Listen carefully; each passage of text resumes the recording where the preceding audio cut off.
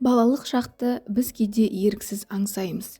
Дәл сол кезде адамның кейінгі өмірінің қалыптасуына себеп болатын рухани жан дүниесі мен ой өрісі қаланады. Өткен жылдар мен өмірлік сынақтардың биіктігінен балалық шақ көптеген адамдарға армандар мен тілектер оңай орындалатын кездей тіпті кішкентай жұмақтай болып көрінеді. Біздің сұхбатымыздың кейіпкерлері әрқайсысы өз кәсібінде жетістікке жеткен қаламыздың танымал адамдары. Олар әртүрлі ұрпаққа жатады. Детство у нас было счастливо. Балалық шағымыз бақытты және қызықты болды. Далада ойнадық. До сих пор помню, как ты Әлі күнге задумал. дейін есімде, үйдің артында құбырларды қазып тастаған болатын. Сол жерге көйлекпен, бантикпен барып ойнайтынбыз. КСРО-да балалар үшін ғаламның орталығы бұл есік алдындағы аула болды. Мұнда олар көптеген ойындар ойнап, неше түрлі қызықтар ойлап тапты.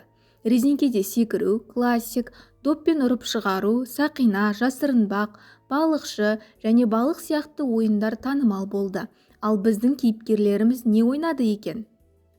Вышел, например, фильм тогда. Сол кездері Александр Невскийдің фильмі шықты. Барлық балалар өздеріне қылыш, сауыт істеді. Қоқыстан алынған картон қағаздарынан жасады барлық нәрсені.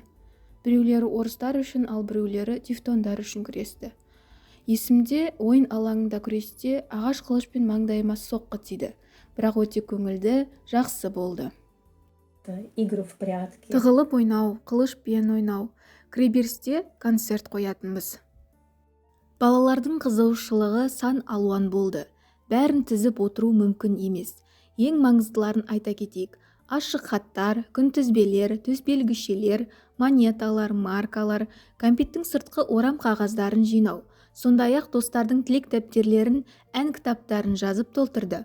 Спортпен шұғылданып, шаңғымен, конькимен сырғанады. Ал теміртаулық балаларымыз немен әуестенді? Ну, дневник друзей, да. Достардың күнделігін толтыратынбыз. Бірінші бетінде сурет, ал екінші бетінде көп сұрақтар болды. Өзімізге қызықты болған сұрақтарды ұлдарға қоятынбыз. А потом, да, появились... Одан кейін күнтізбелер пайда болды. Олар ашық түсті, кітапқа бетбелгі ретінде де қолдандық. Артында туған күндер белгіленген. Кейін жұлдызнама күнтізбелері шыға бастады. Болашақты білу бәрімізге қызық болды. Ең есте қаларлық оқиғалар балалық кездегі оқиғалар. Бала алғаш рет онымен ешқашан болмаған жағдайға тап болады. Жаман болсын немесе жақсы болсын, бірақ бұл әрқайсымыз өмір бойы өзімізбен алып жүретін балалық кездегі оқиғалар. Можно было написать письмо. Журналға хат жазуға болатын. Мысалы, үйде аквариумде балық болса, сол балықты қалай ұстауға, күтуге болатыны туралы сұрақ қоюға болатын. Мен журналға хат жаздым. Ол туралы ұмытып та кеттім. Бір айдан кейін жауап келді. Құрметті Владимир деп. Бұл хат жұмақтан келген сияқты көрінді. Өте қызықты болды. В самом раннем детстве... Мен әжемнің ауылына бардым. 3 жасқа толмаған кезім. Оларда теледидар жоқ. Радио ғана болды. Мен таңғы жаттығуды тыңдағанды жақсы көрдім. Әсіресе музыкасын. Сол кезден бастап шығар, мен гимнастикадан сабақ бергім келді. А в театр меня... Театрға алғаш рет әжем апарды.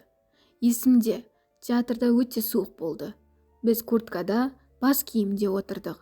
Билетті анама зауыттан берген болатын. Біз бәріміз балалық шақтанбыз. Бұл ең бақытты уақыт. Біз оны жақсы, жарқын кез ретінде еске аламыз. Балалық шақта тезірек ересек болғымыз келеді. Өсе келе, біз оның қалай тез өтіп кеткенін түсінеміз.